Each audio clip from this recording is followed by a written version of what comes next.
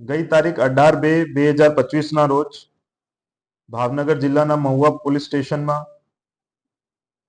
ગેર પરમિટના ગેરકાયદેસર રીતે ભારતીય બનાવટની જે વિદેશી દારૂનું વેચાણ થતું હતું એના વિરુદ્ધ એક સફળ રેડ કરવામાં આવી હતી, જેમાં કુલ 61 લાખનો દારૂનો મુદ્દામાલ સાથે ટોટલ 1,10,00,000નો મુદ્દામાલ પકડવામાં આવ્યા હતા અને 15થી વધારે આરોપીઓ વિરુદ્ધ કાર્યવાહી કરવામાં આવી હતી.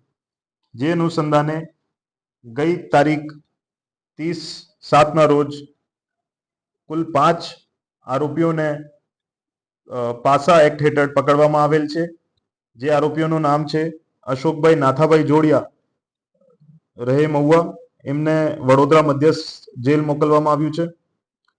ધક્કુબેન લખમણભાઈ ચૌહાણ, રહે ચાંચ બંદર રાજુલા, જિલ્લા અમરેલી, એમને સાબરમતી જેલ અમદાવાદ ખાતે મોકલવામાં આવ્યું છે.